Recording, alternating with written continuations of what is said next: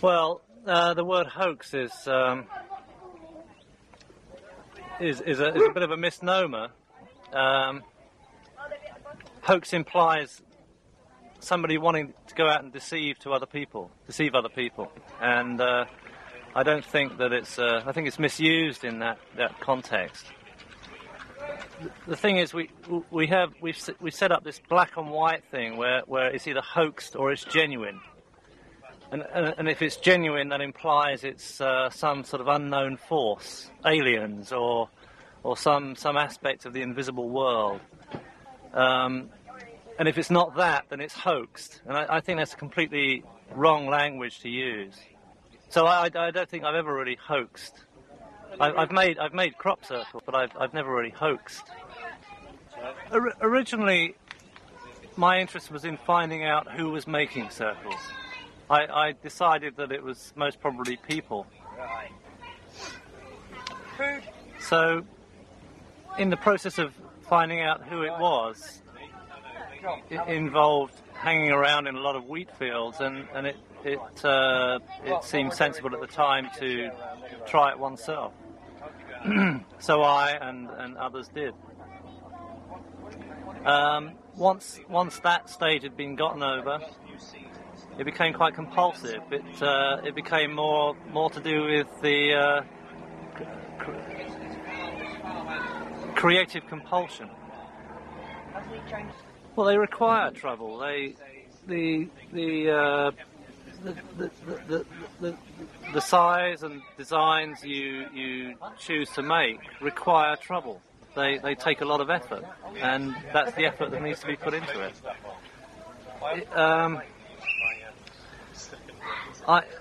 In a very arbitrary way, I tend to regard the products of people who don't go to the same trouble as hoaxes. I tend to be dismissive of that work. But the people who do go to that effort and take that trouble, to me, the product they come up with is a genuine product. In the same way as a painting would be. If somebody had gone to a lot of trouble creating a painting, there would be no question of its authenticity. You would have some sort of respect for it. And as the language we're using is genuine or fake or hoax, then to me that's genuine, and there's no question of it. A better answer would be, well, conscientiousness.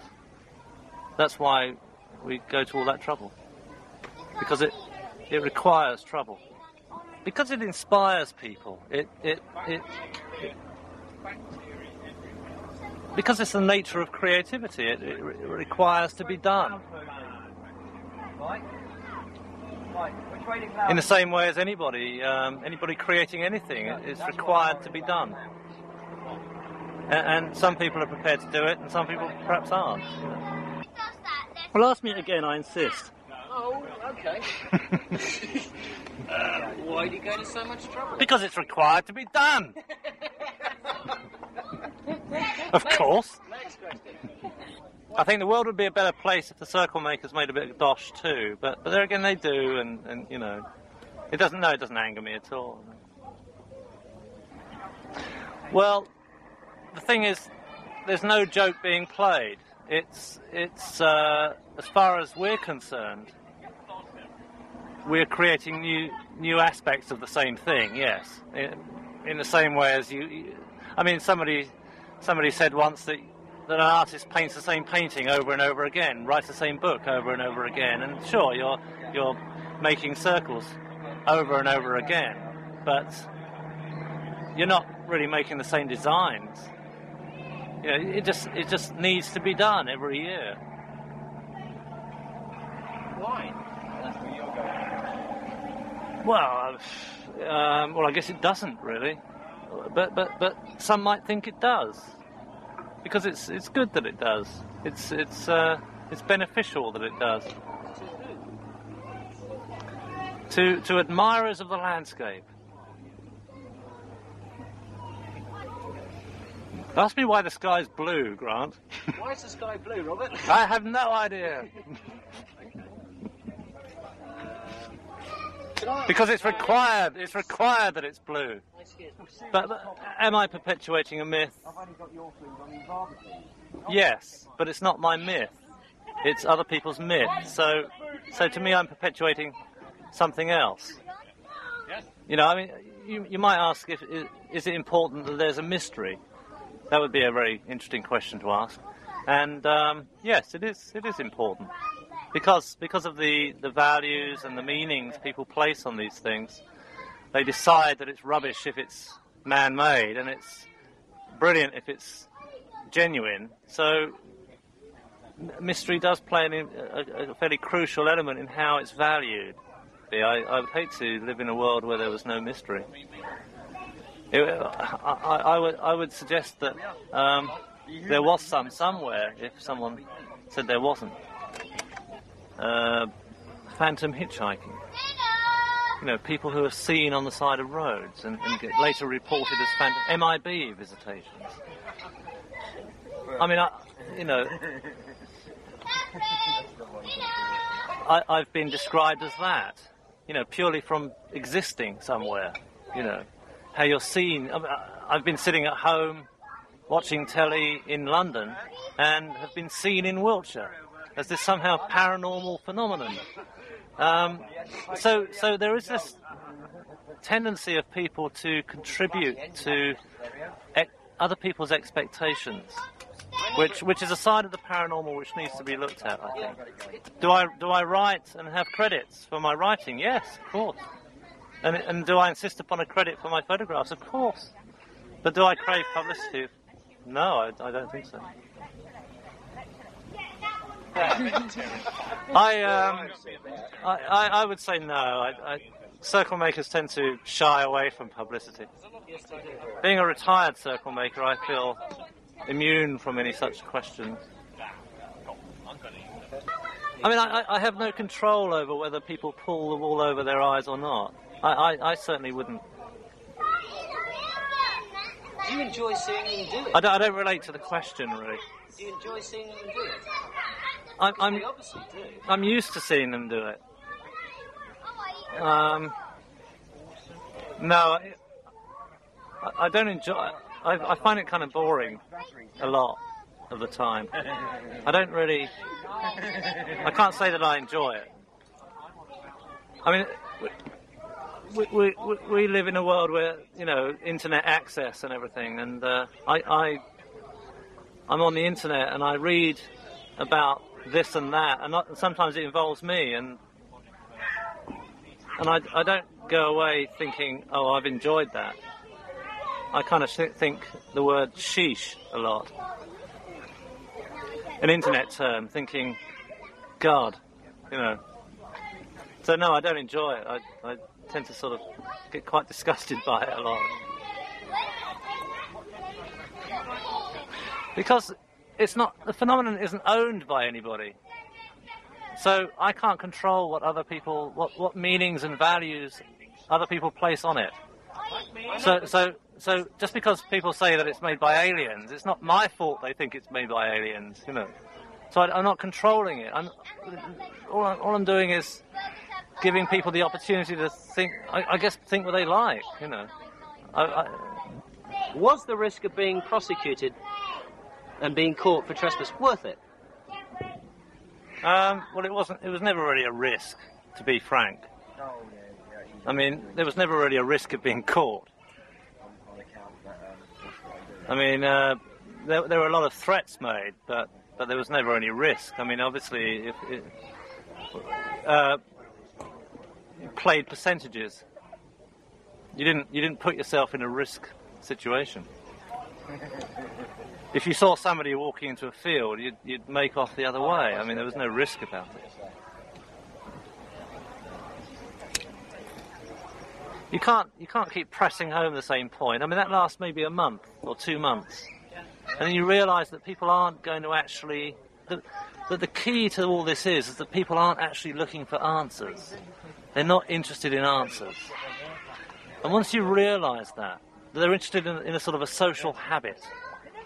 You know, if there was an answer, then they wouldn't be able to come to. There would be no reason to come to the barge every year. You know, So once you've got the gist of that, then it becomes something else. And you wallow around for a little while, and then it becomes art. You think, Charles Sarch is into this stuff. Yes, that's a good way of looking at it. It's art. And I wholeheartedly believe now that it is art. It fits the complete criteria of art, in the sense that art is supposed to fill people with experience, and people are supposed to get an experience of what they're observing or looking at or being in, and yes, it fits that criteria perfectly. So yes, one becomes an artist, and it's brilliant. I have absolutely no right, or I'll give you another answer. I have every right in the world. I haven't decided which one yet. Besides the threatening mail, the physical threats, the abuse, no. Not much trouble. The damage to cars, the hassle. You know, they always seem to phone up when I'm watching a good football match. Apart from that, no trouble at all. The most common, which I've also experienced, are bright flashes of light in the direct vicinity of your activities. The other ones have been more mental. I thought I've made a circle, and I've made an avenue, and then I'm down at the bottom of the avenue, and as I'm making my way back up the avenue, I'll think, what if there's a devil sitting in the circle?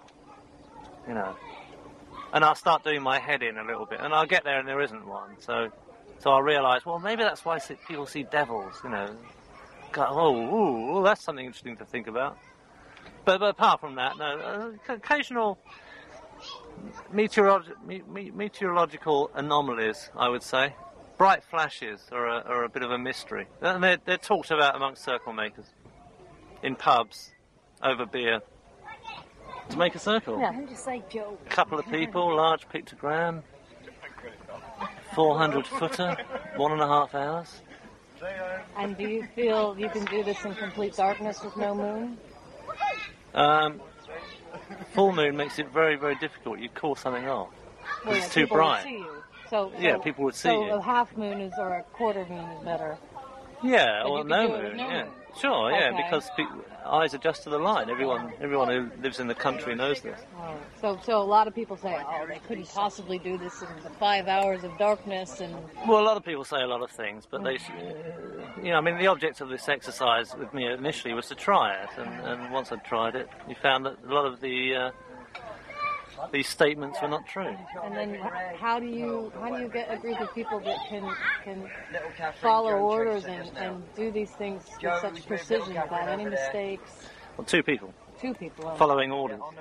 So you wouldn't get a whole group of people. It'd be too hard to control. Well, I would say lately, in the last year or so, you've had more than 2 people working on it. You know. And I would say often it goes wrong. Something happens. Yeah, I mean, there was a very large formation in this vicinity last year. Very large. Probably the largest one you can think of, which went wrong. And if you look at it from a purely aesthetic point of view, it didn't go wrong. If you look at the photograph, if you look at it from the position of being there, you can see how it kind of did go wrong. Most of these jobs are done by 2 in the morning, and people are at Membury service station by 3. You know. There's a obvious sense of denial somewhere, and I get accused of having a strong sense of denial, and that explains skepticism. That skepticism is denial, because these things are true. And from my point of view, the denial is on the other side. I mean, evidence has been put forward, blah, blah, blah, of this, that and the other, and still 7 years later you get people saying, well, people couldn't do this because... And to me, that's a sense of denial. To me, it's all about... It's this weird, twisted, kind of wrangled thing about human potential. Yeah. How I say, yes, people can do this. People can go out and they can create this thing, and there's a bit, okay, they go off in secret, and it's dark, and there's a big mystery about it. And that is, to me, is human potential. But there's this other side which says that's denial, saying that. Human potential is about communicating with these things and believing in this kind of invisible world that no one can kind of quite put their finger on. And there's the line, you know, who's right? I think it's very interesting, the line. I like looking at the line. You like walking in? Well, I come here and apparently I do walk it. But to me, I'm just coming in for a drink, and here I am, you know. Do you feel like being part of the phenomenon is actually help perpetrate it? Yeah, I kept it going for a few years. Right.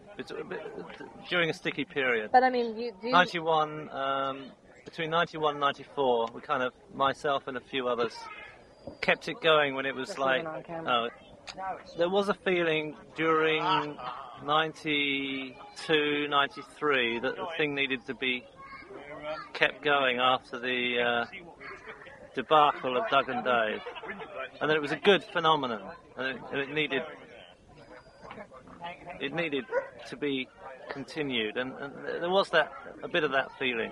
And looking back, I think that's probably true. So you do feel like some parts of it are genuine, like they come from somewhere we can't explain? I think that if you assume for a moment that they're all, it doesn't matter how they get there. If they're all man-made, all of them. The fact that people are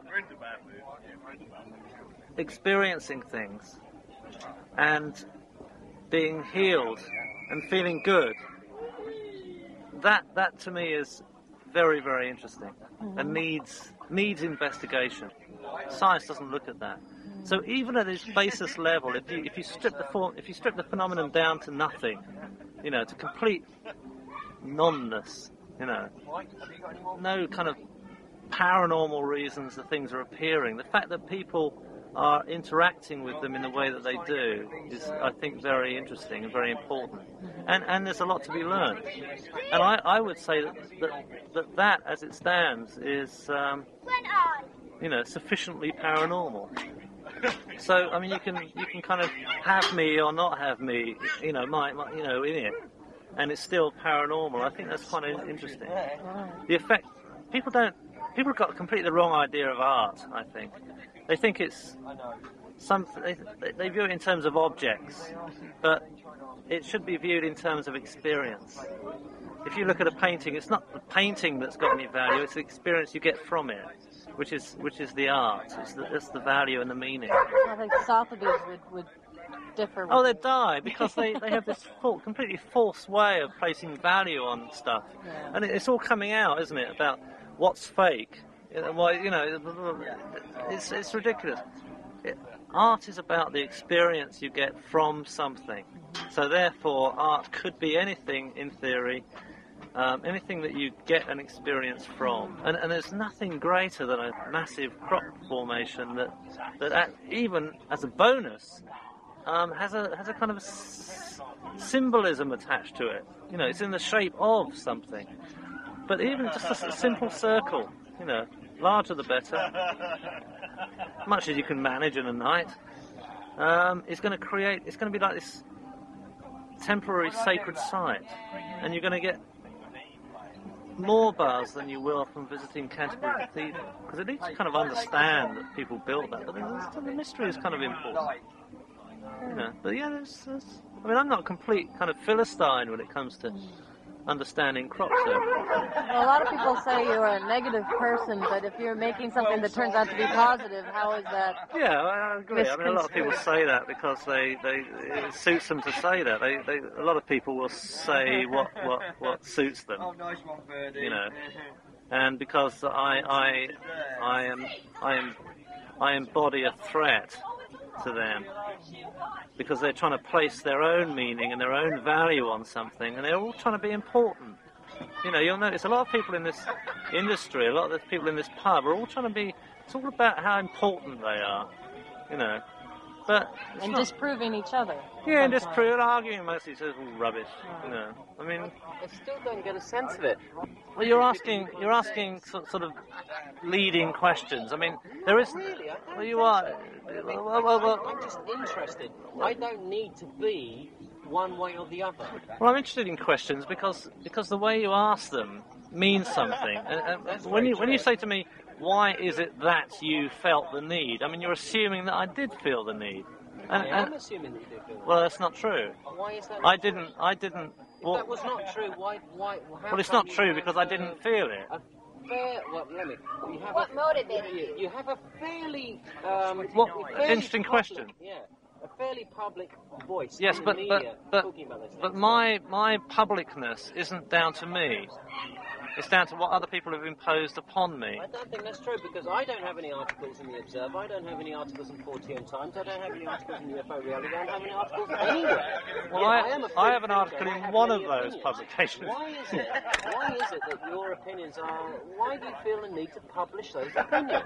Well, it's not up to me whether they're published or not. I know, but you write them and send them. Why do you line up those mirrors? Well, I don't write and send anything. People ask me to write things. They do?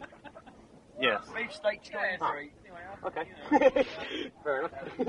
Okay, Rob. I mean, somebody's just asked me to write the potted history of crop circles, blah blah blah, for a well-known newsstand magazine now.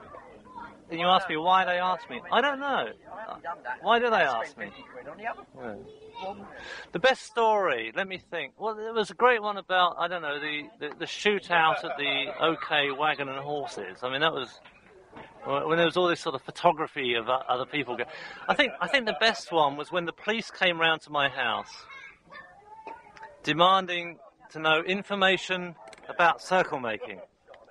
And Jim and I were about to publish a story in the Independent magazine about Circlemakers, and we kind of felt that we knew who was... This was years ago. We felt that we knew who was kind of doing these jobs, and that let slip, and the police came round, and I had to explain to the police that it was really it really needed to be sorted out journalistically rather than legally. You know, it was not a police problem. It was a journalistic.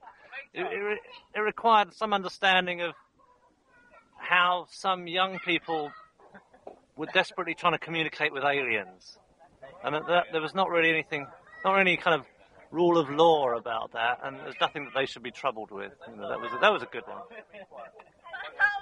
And I phoned up Pusey Police Station, and they said, "I don't want to get into a philosophical argument about this, Mr. Irving." So that was that. You know.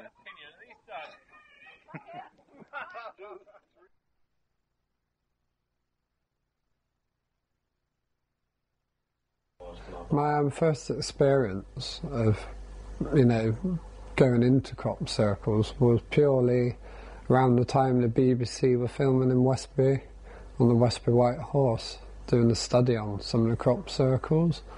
And it just so happened that night that I was leaving my house to go into the back garden and hang some washing up.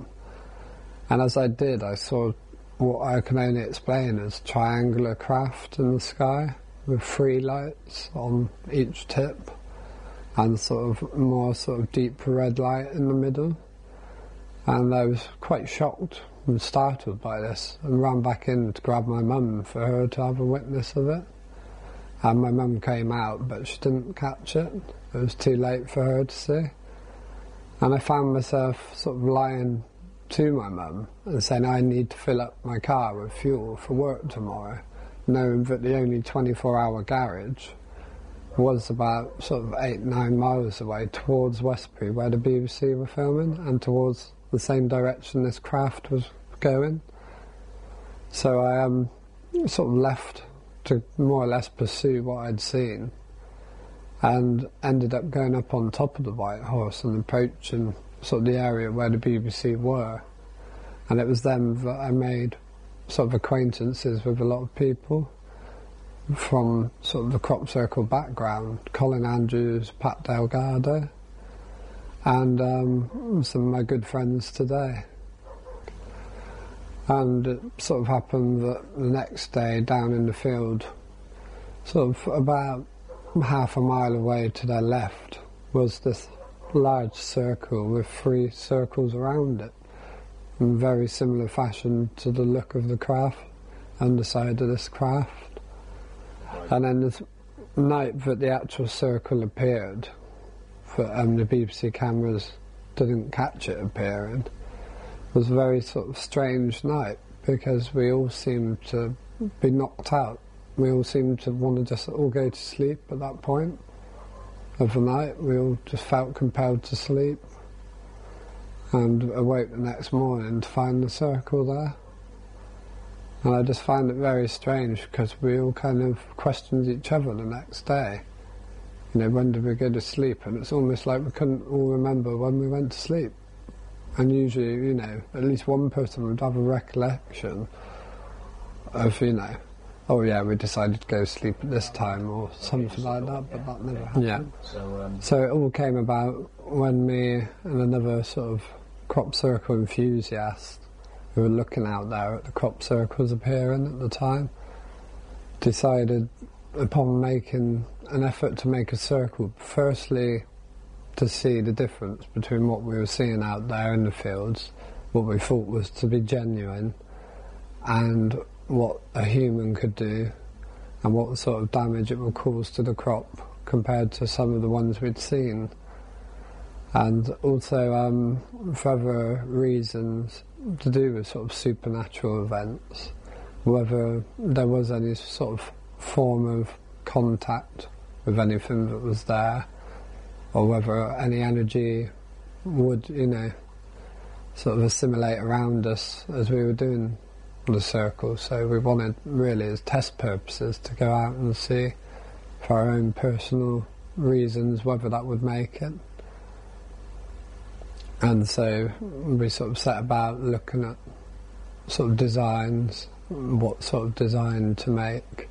It was less complicated in our mind. We didn't want to go too complex or make too big a circle, because we were purely just on the basis of research, seeing the difference between the two. The first circles was a grass sort of circle over near Warminster, and it was partly just to provoke interest through the military, because it was right next to a military base, and to just watch over it for a while and see whether they were taking an interest. Because to us, if they took an interest, then there must be something going on within the military group that was taking it seriously. There seemed to be quite a buzz around it, especially as it was just in plain sort of long grass, which was sort of what they would feed the cattle on, really. And they would just come and mow it down. So, you know, on that account, you wouldn't expect there to be much of a fuss, as in towards damage, because, you know, it could easily all still be collected and used for that same purpose. And so we did see sort of military coming down and taking a look, taking a few photographs. So that was quite interesting in that respect. And then we moved on to sort of a rapeseed oil field, knowing that the crop was very brittle, and that one was more on the purpose of seeing whether any energies would sort of accumulate around the circle we made or around us as we were making it, or whether any other abnormal events would happen. And then another time where we made a couple of additions to sort of an outstanding circle that was there already. and that was sort of on sort of an experiment to see, you know, whether there was any form of contact by adding something to an existing design that could have been sort of made by some other force other than human.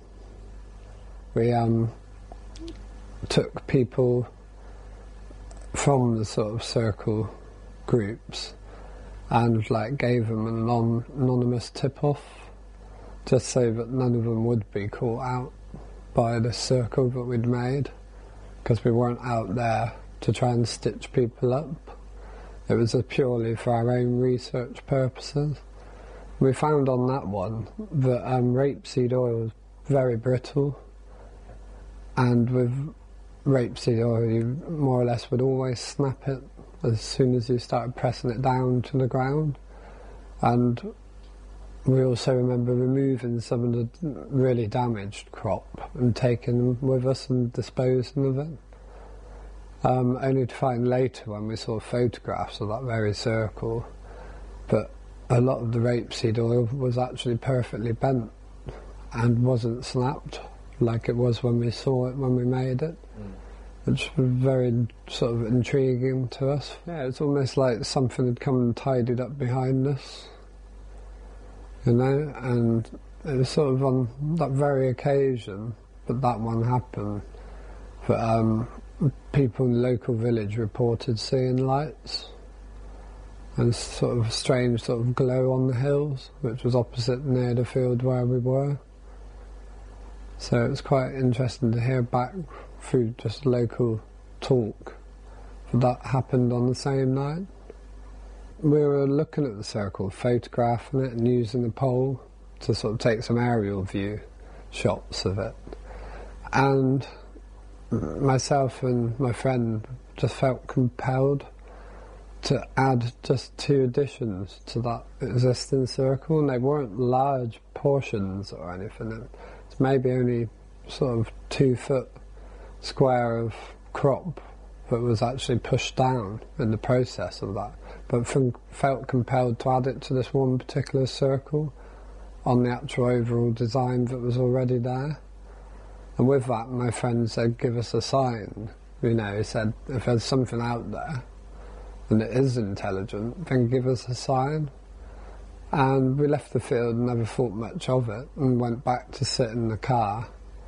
And I was just looking through some sort of local books in the area we were in, and looking that we were sort of more or less on one of the lines, the ley lines in the area where we parked. And with that, my friend sort of heard a sound, which I tried putting down to being me with my foot on the clutch pedal. And he said he didn't think it was that. And so I just kept on reading the book. And then I heard the same sound again with my friend. And with that, the car violently shook from side to side, which to me and my friend was like, at the time, rather scary, because there's nothing that could have forced the car to shake so violently. I mean, if people were there, you would have seen them doing it. And so I decided to sort of start the car in rather sort of a hurried fashion and get out of there. And as we sort of flew down the lane to get away, saw some lights sort of disappear behind the clouds up in the sky, and saw an owl on the fence fly off in a very sort of scared fashion. I remembered reading sort of a lot sort of further on, a few years more down the line, reading one of Whitley Strieber's books, and he explained how through different things in people's lives, trauma, stuff we do as a human condition, try to mask these things that happen that hurt us with other images or other circumstances to hide any hurt or, you know, any fear factor there.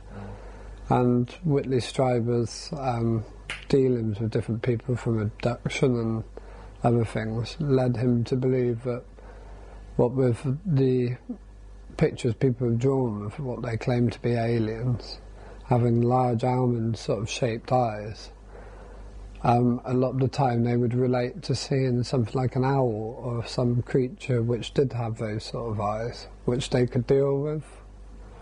In their sort of mind, they could deal with that and be happy with that, rather than sort of what they may have seen.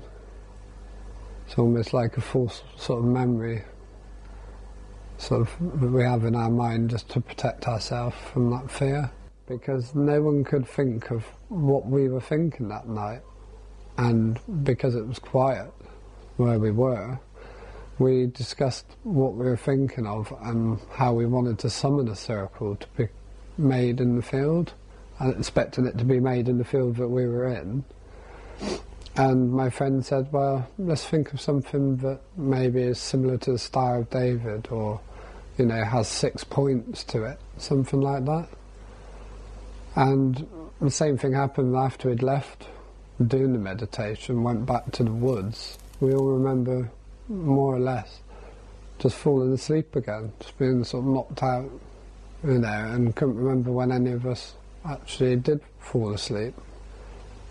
No, it was all we kind of remembered was kind of a flash in our faces, sort of thing, and just waking up the next morning.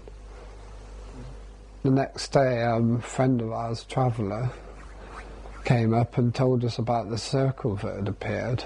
It just so happened to be a 6-petalled flower, and we went down to examine it, and we found that it wasn't the circle in the middle of the 6 petals. It was actually, if you lifted the crop gently, 6-sided in the centre, so it was actually, you know, a hexagon, and it had 2 trademark D and D next to it, where Doug and Dave claimed that they made it. But to this day, even though they said they made it, we believe they put their hallmark on it after discovering it themselves. So to this day we believe, you know, that was a genuine circle that appeared, and Doug and Dave, who had claimed to make some of them just down the road anyway, may have been on their way back from making one, saw this circle and come and added their D&D to it, because we did find the D&D part to be all broken, all the crop was snapped, but looking at the petal, and each petal individually, the crop was actually perfectly bent. We wondered how they could honestly know what we were asking for. So we had a chance in Andrew Collins' book to explain that. It doesn't really bother me what other people believe in crop circles, because it comes down to, I think, individuality and what you believe at the end of the day. But it sort of bothers me that people do think it's all just fake, you know, and people are doing that. Because if you trace circles back as far as they went, you would think, why would people want to make them back then? There was no hoo-ha or media hysteria around the subject, nothing. And like the Moan Devil picture in the book, you know, why would it date back so far back when in times like that people would have no reason to go out and start making crop circles? So it bothers me in that sense. It bothers me also because I feel there is a genuine phenomenon out there. But also I do like the fact that these people who do make circles make some very fine art. And I think as an art form, these people do it very well. And why not have something beautiful like that on the landscape? You know, it kind of cheers people up. Just on one experience with friends where we went past one field one night near Beckhampton. For 1 minute the field was empty. Within 5 minutes of saying we were going the wrong way and turning around and coming back past the same field, there was a design of 3 circles joined by lines between within 5 minutes. And these were large circles as well. And then to find later, sort of, you know, that after visiting them with the friends who were with me, and one friend had gone off, he'd just got in a funny mood that night, and so he decided to leave, and he said he was going to hitch back. And then finding out that the 3 of us who went into that circle ended up with sickness and diarrhoea for a couple of days, and the friend who'd left to go back never had sickness and diarrhoea, which I found very strange. it couldn't be put down to any other cause but us going into that same circle together so early, just after it had formed. Yeah, because it happened sort of, I went back the next day, left my friend's house feeling very tired, even though we'd had sleep. And my friend's mother didn't want me to drive home to where I lived a few villages away. She said I was welcome to stay over because I didn't look too well. I just wanted to make the journey home, so I went home and I went to bed early. And it was only sort of, the next day that I sort of felt a bit more energised again. And sort of upon getting up and having a shower and freshening up for the morning, I found a triangular mark on my arm which I couldn't explain, and which, took a photo of, and luckily for me I did, because it disappeared not more than 10 minutes later. And also just to find that my watch had lost about half an hour of time at the same time as well, which to me just seemed very strange, especially from feeling so sort of low to suddenly feeling sort of so awake and so alive again. Sort of UBI spawned from my mind. I just woke up one day and it was just like it was in my head, UBI. And it very much meant United Believers of Intelligence. From sort of UFO sightings and stuff, it really came about that I had an open mind, and my mind had opened up enough, and I'd seen things that no longer could I just put down to being classic ice crystals in the sky reflecting light and things like that. So UBI spawned from that. But UBI wasn't really about just two individuals. It was about people coming together and sharing the experience and look at different sort of sides of it, not just the crop circles, but spirituality, sort of ghosts, a lot of sort of beliefs that people have in sort of the spiritual world and in the world of the paranormal. And it came from there, really. I would say yes, it angers me that some people make money from the subject in crop circles itself, because there was a lot of people at the time out there, and if it wasn't money, it was kind of fame, or trying to grab their slice of something, which was like deemed quite magical at the time.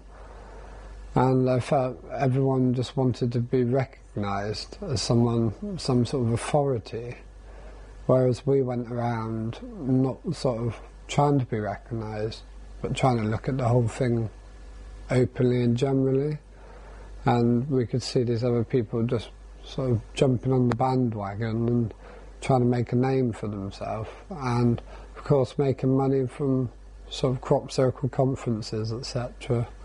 I just felt it was disgusting. But we went to one crop circle conference down in Glastonbury, and we had a lot of information and a lot to give to people there to talk about openly in sort of debate. And it was purely on the basis that we didn't have the money, that we couldn't really go in to do that. And I felt sort of a bit disgusted that that's what it had come down to, was money and such sort of extortionate prices just to go into a debate. And it just so happened that we'd met a couple of nice people out there sort of looking at the circles, and they felt that we had something better to give into the debate about the actual subject, and money to them was no object. They did have a lot of money, but they said what was more important was the actual subject itself, and they turned round and paid for myself and another member of the UBI to go in and get our point of view across. So I was quite happy to do that, but I just found that it was very sort of based around tourism and just trying to make a bit of money along the way. and my approach has always been, but this is something that I sort of felt was important and had more substance than just people making them as well.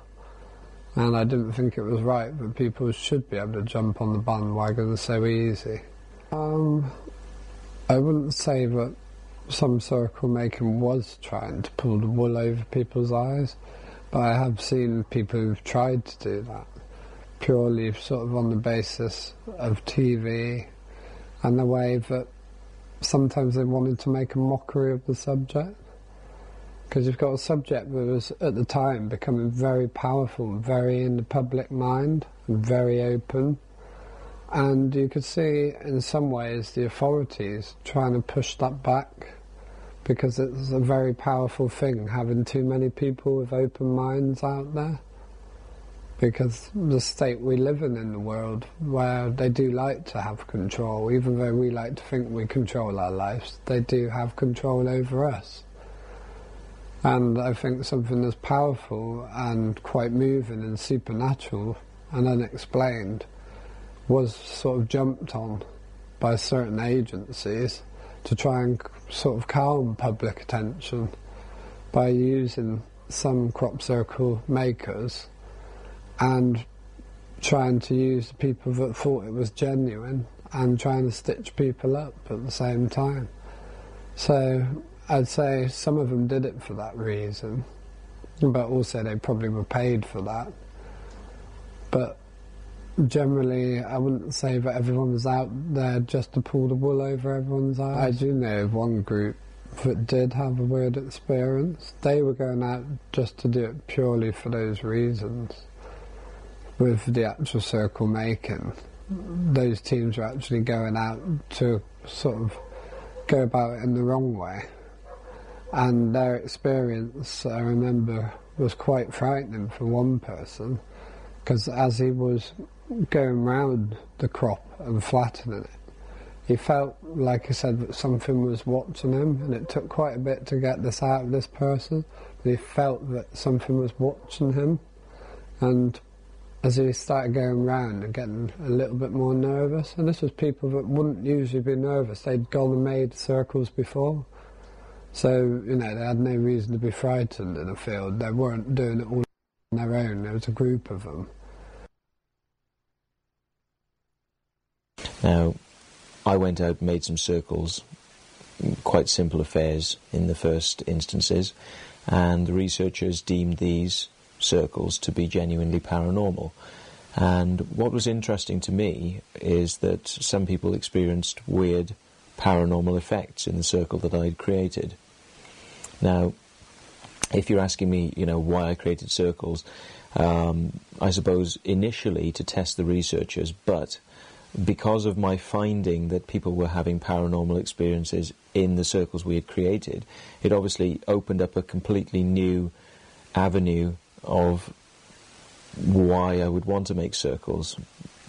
Why I think the lines actually get blurred, and maybe these researchers could have quite reasonably believed my circle to be paranormal, is because many witnesses, many people who actually went into the formations actually experienced paranormal events, and these were not just researchers.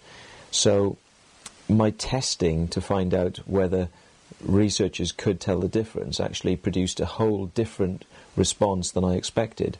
And of course, when you realise that you can create something and people are going to have that sort of a response in the circles, I think it opens up a question in your mind as to how far you can go and just how far the experiences that people have will go in these circles. So I wanted to push the bounds of what I was creating, and also to see the reactions of people that went in afterwards to find out what they thought of these circles too. What you have to get over is the understanding that, you know, first, humans are making the circles. Secondly, you have to understand that circles are having an effect and that people are experiencing strange things. And then the concept of whether or not this is hoaxing or whether people are trying to be fooled, I think goes out of the window. once you realise that crop circles are real, no matter whether I make them or a UFO makes them or maybe an alien makes them, they all attract paranormal phenomena. And it doesn't matter who's making the crop circle. It's a very large magical symbol, like a talisman. It has a power and an energy which goes beyond just the simple form and shape. I don't like the word hoaxing. Hoaxing implies an intent to fool, to sort of ridicule, and that's not what crop circles are about. I don't go out on a daily basis, to make crop circles that are going to fool people. I go out to make crop circles that are going to give people experiences and make them happier in their lives, make them understand themselves, make them look inwards. It's about a spiritual endeavour. This is why people keep coming back, because there's something good, something beneficial, which brings the Circlemakers back time after time, because they're having their own experiences and they're helping other people have experiences. I think if this was a joke, you would have seen the Circlemakers give up years ago. There must be something which obviously draws people back to keep on making these circles. And this is, I think, the fundamental question is, why do people make circles? I'm not totally angry because people make money from crop circles. Obviously there is a need for information to be passed out into the community about what crop circles are, about their location, photographs, videos, these sorts of things, people's personal experiences, people's research into the paranormal. All of these things need to be explored. You can't do that without money from somewhere. So the making of money from crop circles isn't so much of a problem. What I do have a problem with are the researchers that I believe are not doing their utmost to find out what's going on, or maybe have their own personal bias in saying that these things can't be created by humans when they haven't even spoken to the humans that are creating them, which I think is a bit of a failing on some researchers' part. What I don't like is the cloak and dagger that seems to go on in the crop circle community, whereby we're portrayed as the bad guys that cannot be approached, and then statements are made about how we can't be making these crop circles. That to me, making money from that type of argument is rather sad, I think. This isn't really about me. This is about everyone who's involved in crop circles, right from the researchers to the public who hear about crop circles through newspapers or television programs, or because they travel along the roads where the crop circles appear and they decide to go in and have a look. It's about everyone who's involved all over the world who has an interest. What I'm trying to do is just be as honest as I can about my position in crop circles, and my arrest, which was unfortunate, did have the effect of thrusting me into the media limelight as being a circlemaker. But I can only stress that it was not my own intent to be arrested for making crop circles. That was the doing of crop circle researchers, unfortunately, who didn't like the fact that I was out trying to show them that humans can make circles. I and the rest of my team have gone out, made a circle in a field, and found out that another team was making another circle in the same field on the same night.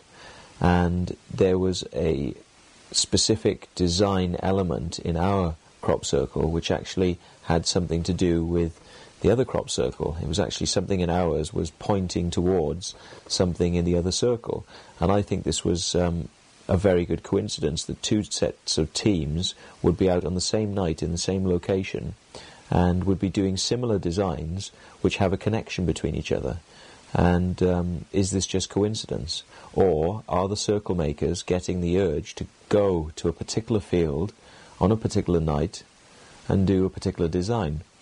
And this is the type of thing I find fascinating, when you're making circles, is you have these coincidences, much of which you cannot speak about openly because you reveal the details of the circle to people who sort of might not be ready to take that sort of information. It has to be held secretly so that people can benefit most from the circle.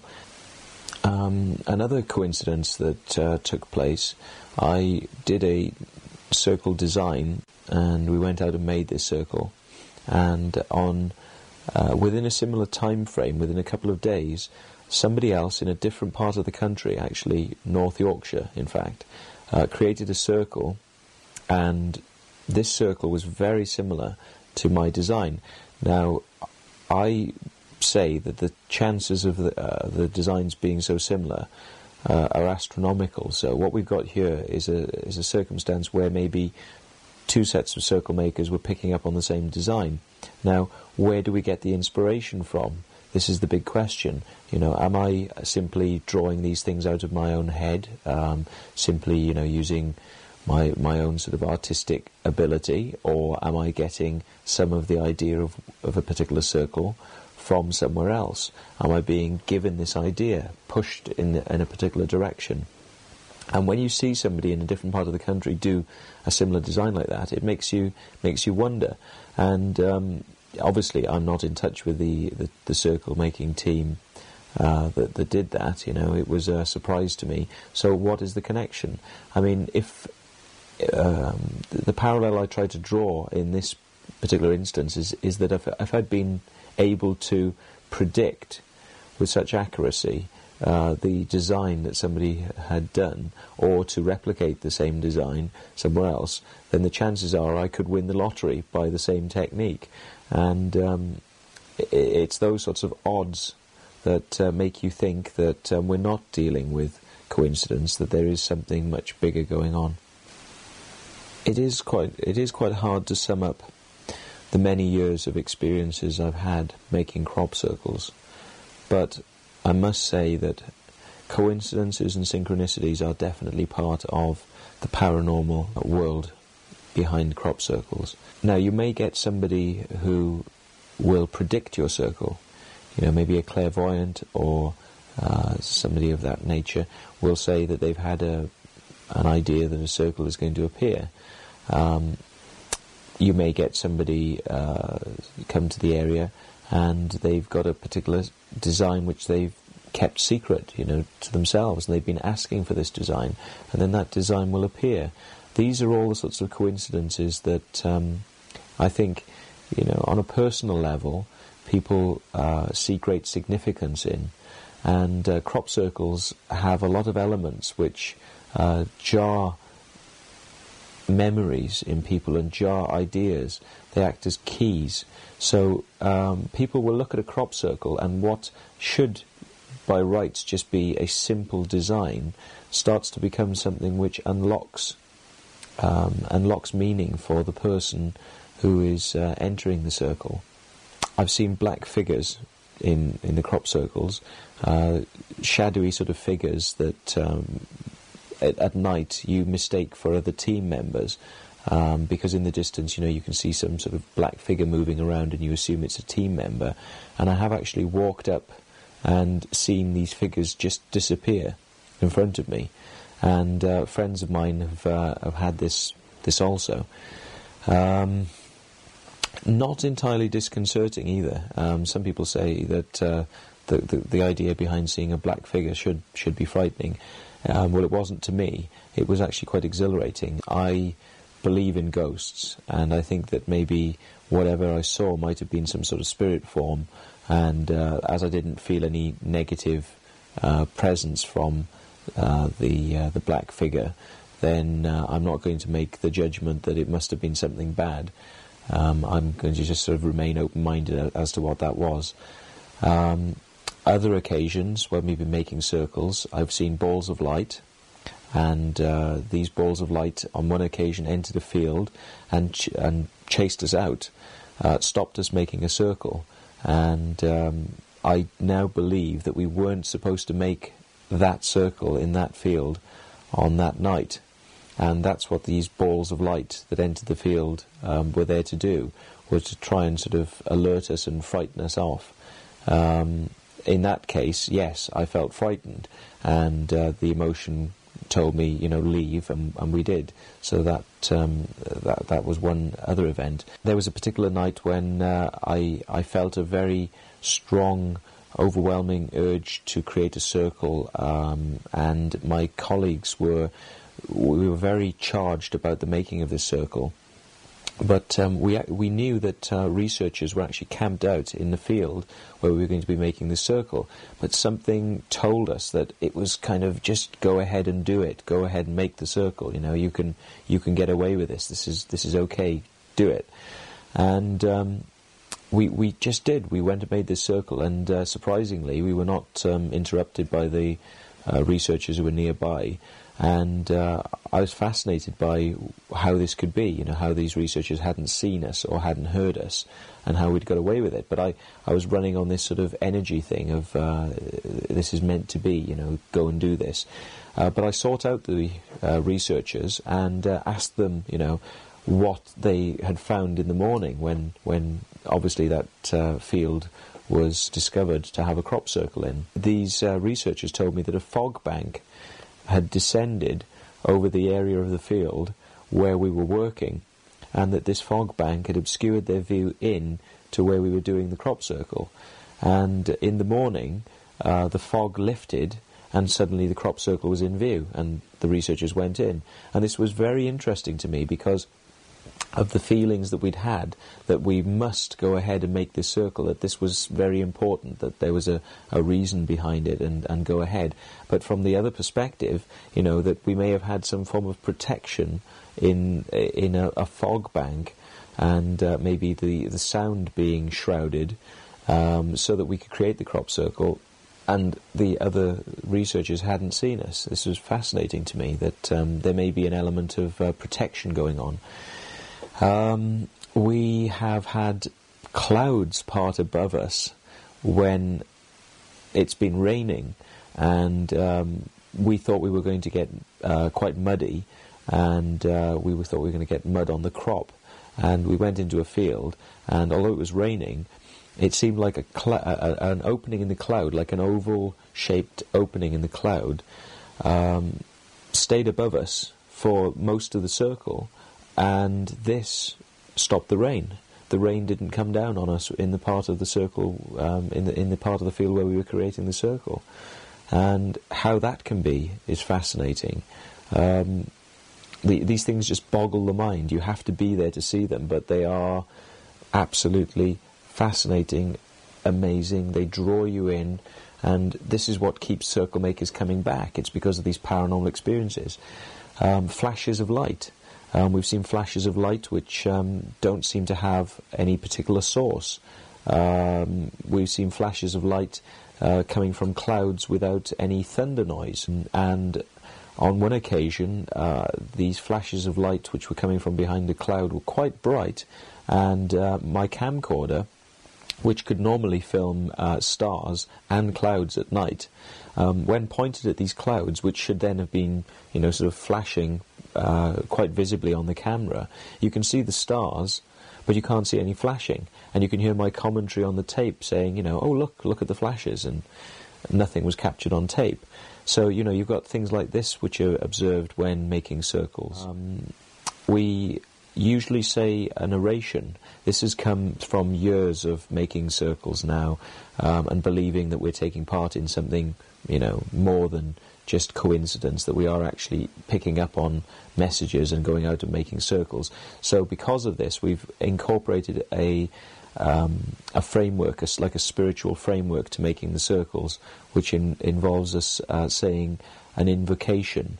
And this invocation is kind of, it's asking for the spirits to come to the circle, to give it energy, to protect us whilst we make the circle, and also for the spirits to guide us, to give us the idea of what they want put into the circle, and also that the circle be for good, that people have positive experiences from it.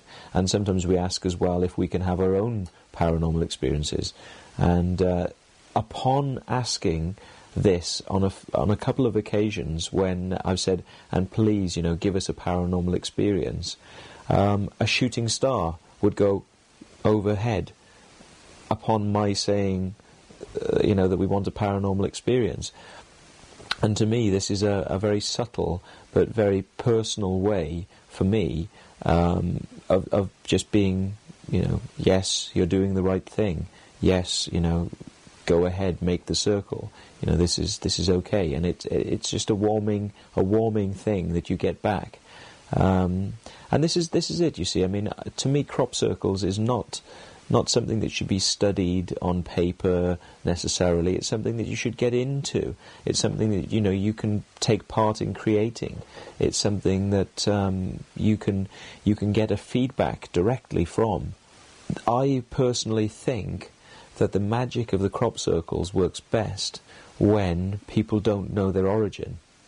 So if a crop circle remains unknown, i.e. I don't tell anyone that I made it, then that crop circle is going to have more energy.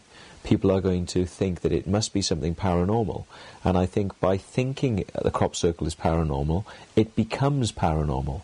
I think that, like prayer energy, that if you pray for something, or if you meditate hard on a particular thing that you want, you actually draw that thing closer to reality. You actually will it closer into existence.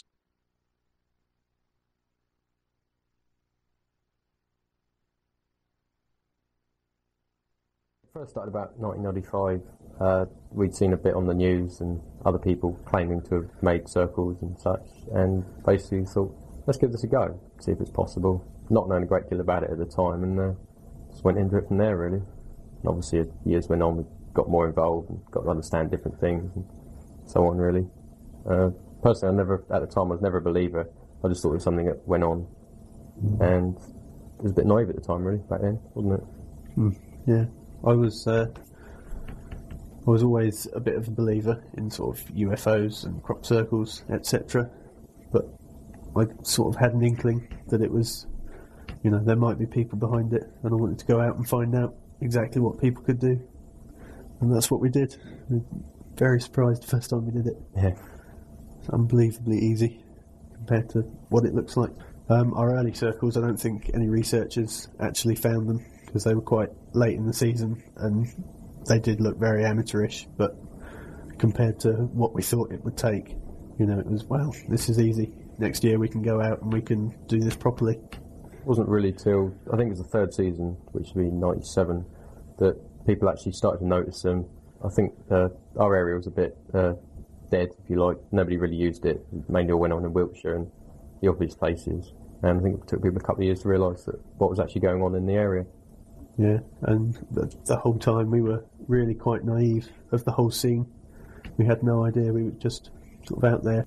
Basically, we go to that trouble originally for our own benefit. I have to admit, originally it was probably for fun. And then it became interesting to see the sort of conclusions that other people would draw and what they would make out of it.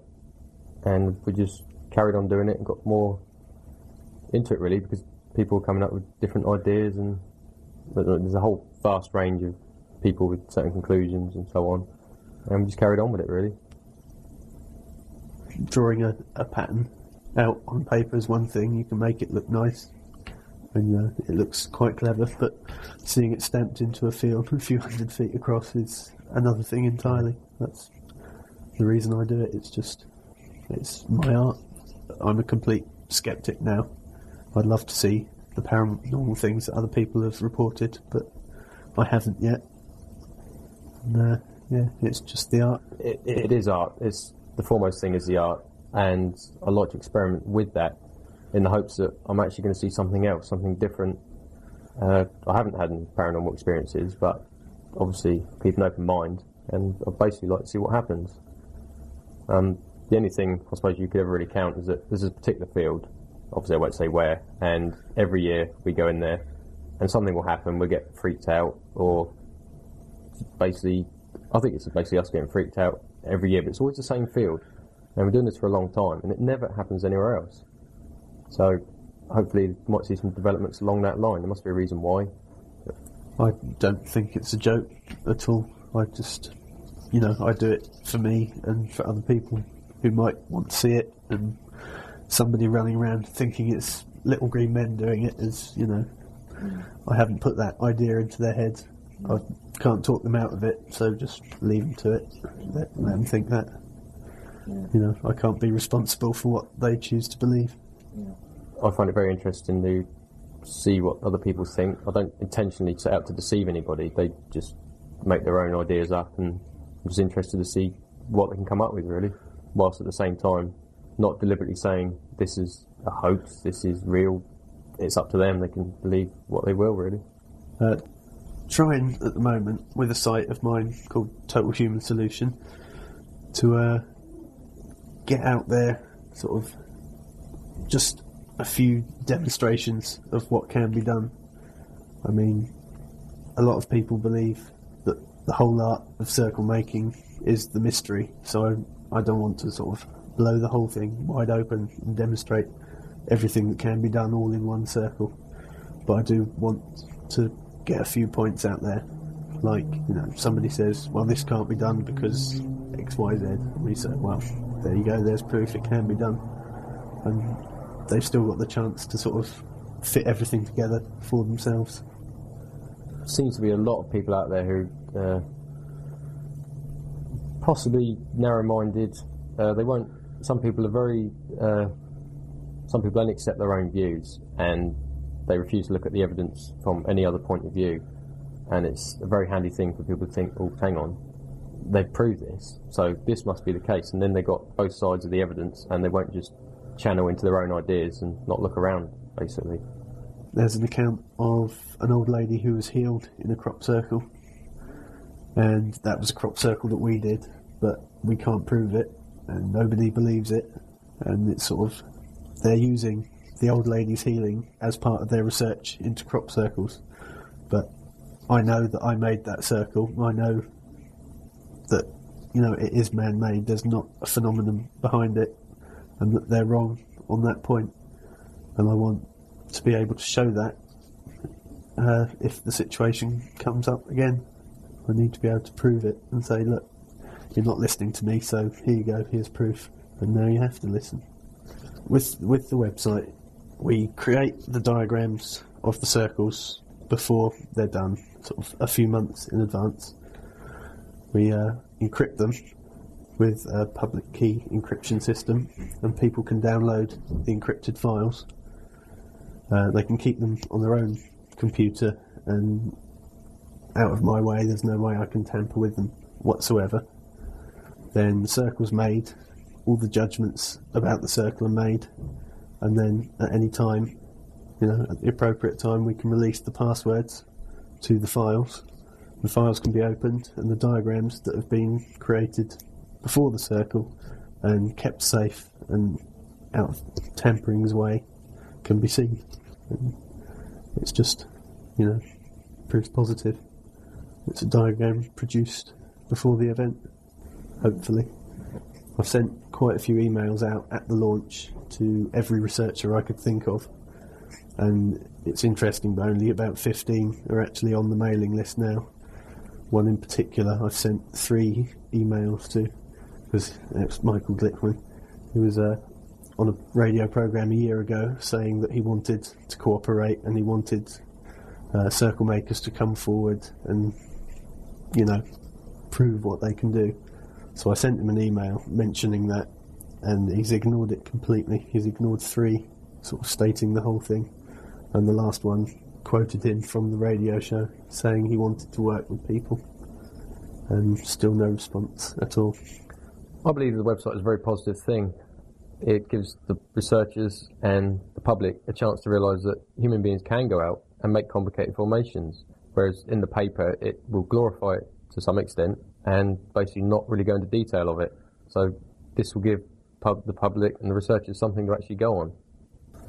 Particular formation that we had done, and the gist of what the researchers were saying, that it was a lot to do with ley lines and the direction in which this formation pointed. It pointed to a very significant monument, basically, and a whole tale gradually evolved as to why it faced this way, why it looked like it did, when in actual fact all we've done is gone in there and said, what should this one look like? Oh, let's do a bit here, let's do a bit there, and basically long tail came out of that as to why it was there. It's not exactly a military operation. I mean, we'd quickly sketch one.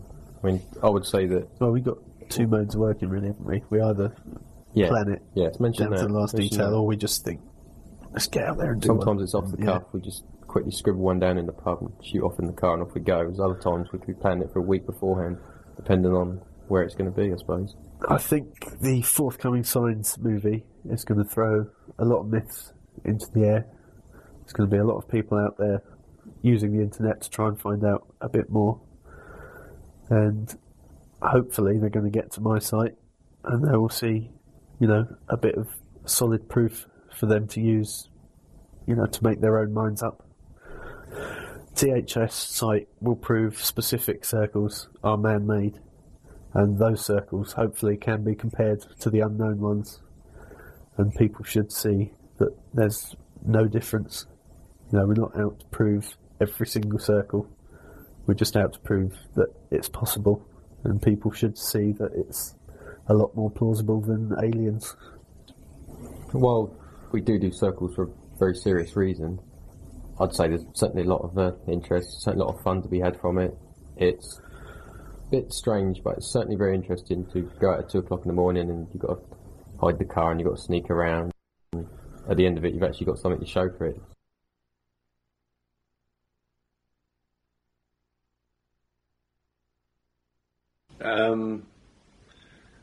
I think I should start by saying that I started making circles primarily as an experiment to find out what's humanly possible. What can be done in a field within 4 hours with 3 other people. And I think quite quickly it becomes compulsive, and you see people's reactions to what you do, and they're very unexpected reactions. People claim to be healed in our formations. People claim to have spiritual experiences in our formations. I think hoaxers, or should we call them Circlemakers, are very misunderstood. People say that it couldn't possibly be made by people because they wouldn't bother to go to that extent to do something that extreme or that complex. And that's completely the wrong way around. Of course we do. We go to the kind of the nth degree, to the most extreme amounts. I mean, the kind of formations that you're seeing appearing now in the fields are way out on the kind of far end of what's humanly possible. The triple arm spiral that appeared in 1996 at Windmill Hill was, I think, if you measure diameter along the curve, is 1,000 foot across. And when you have those kind of formations appearing in fields just within one night, people think that can't be made by people. But they can be made by people. I mean, basically, they are made by people. And part of the reason why you go to so much trouble is to kind of take it to something which is seemingly beyond human endeavour. So people go out to the fields, or they see it in the press, and they say, my God, this is amazing, it could not be done by people. But the motivations of the Circlemakers are to actually push it as far as possible, so people think that it can't be made by people. But of course they're made by people. What's the point? I guess for us, for our team, for me personally, we're artists, and the circles we make are our artwork. That's the point. What's the point of art? We've never played a joke on anybody. We've never rug pulled anybody. Our team, the kind of agenda that we have is not to make a formation, have someone rush in and go, all this down as well, it's genuine. And then for us to come out and say, oh no, here's all the evidence, we took some photographs and here's some time lapse of us making it. We've never done that. I mean, that was kind of an agenda for Circlemakers who kind of predated us. We just have a very separate agenda, which is to, as far as possible, disassociate ourselves from the specific formations. We've never actually specifically claimed a formation, and we never will, because the whole point and the whole power of our work is gained from the fact that they are authorless. As soon as you claim a formation, you kill it. You know, we've never personally made any money out of the formations, but you know, for us, it's you know, it's a hobby. It's not our profession. Someone like Colin Andrews, you know, he makes his living off of it, and good luck to him. He's very good at what he does. And in what he does, he supports what we do. He's basically acts as an agent for our work. So fine, you know, he's getting payment for that job. I think we crave publicity for our formations. I don't think we personally crave publicity. Sure, we all have egos. And sure, it's quite nice to sit in front of a camera. But no, I crave publicity for my formations, not for me personally. For us, though, it's kind of important, I think, to actually, because we're artists, to talk about that agenda and to try and kind of push forward the debate about crop circles and bring that kind of area into it. And to a certain extent, we have to go in front of cameras and talk about what we're doing and why we're doing it. I certainly don't crave publicity. No, I was basically when I started Circlemaking, my intention was always to remain completely anonymous, but to a certain extent, I was outed by George Wingfield. And once that happened, you can't really put the rabbit back in the hat. And so we decided just to kind of go with it and use it to advantage, basically. We can talk as Circlemakers, but we don't have to claim specific formations, so we don't take any power away from the phenomenon. And maybe we can just kind of like throw out some interesting arguments and push, just push it forward. Sure, we all have a little snicker now and then. No, I enjoy reading. I enjoy reading people talking about the formations, like when broadsheet journalists go into formations, like I did this year. For instance, the cock fractal, the one at Silbury Hill and the one at Milk Hill, the second cock fractal. And when they go in there and they say these things could not be made by people, we get a kick out of that. So if the kind of residual belief in the circles kind of drops away, then the phenomenon dies and we all lose, both sides lose. Like I said before, that it's a symbiotic relationship. We need them and they need us. And although bizarrely never the twain shall meet, we need each other. And the truth is out there. I mean, we're sitting here and I'm talking quite candidly about what I do, but you'll believe what you believe. You'll believe if you want to say that I work for the government, you'll believe that. If you believe I'm an artist, you'll believe that. Whatever. I don't have a problem with each to their own. I mean, sure, we worry about it, but we're extremely careful. It's not to say that it won't happen, and I'm sure one day it will happen. It has happened before. Outside of this country, it happened in Hungary. I think some skeptics were actually caught making a formation, and I think they were taken to court as well. And I think they ended up paying the equivalent of £28 for damage to the crop, but it wasn't a particularly spectacular formation. But yeah, we worry about being caught. We're very careful, and if we get caught, it's a fair cop. It's interesting, actually. Over the past couple of years, there's been a bit of a sea change. Well, I'll go back before. Yes, we have had trouble. We've had hang-up phone calls. We've had threatening mail. There have been attacks physically on some Circlemakers, not myself, and on their property. So yes, there is there is a certain risk in doing what we do. I actually have, if you want me to show you, some of the threatening letters that we've actually received. Absolutely, yes, on several occasions. I myself have had a series back in 1994. There was 3 occasions towards the end of the season where I myself, the other Circlemakers, were seeing flashes of light, balls of light, that were moving and crackling. More recently this year, we were out Circlemaking in Wiltshire and saw an amazing burst of light and then a column of light. Spectacular. No sound. Completely silent. I haven't really seen a 50-foot craft with grey aliens hanging outside of it, But we've seen some pretty weird shit while we've been out there in the fields. Yeah, on several occasions, there's been times when we've drawn diagrams and the formations have appeared in the field before we got there to make it. Certain weird synchronicities and certain, themes appear every year in the actual formations, and I guess there's a certain amount of the teams feeding off of each other. But I think there's been a lot of six-odd geometry this year, and certainly a lot of the early formations that appeared we were not responsible for, and they all had six-odd geometry, and they had very similar geometries to the stuff that we'd been working on over the winter. So there is a certain amount of synchronicity. It's got a cosmic coincidence.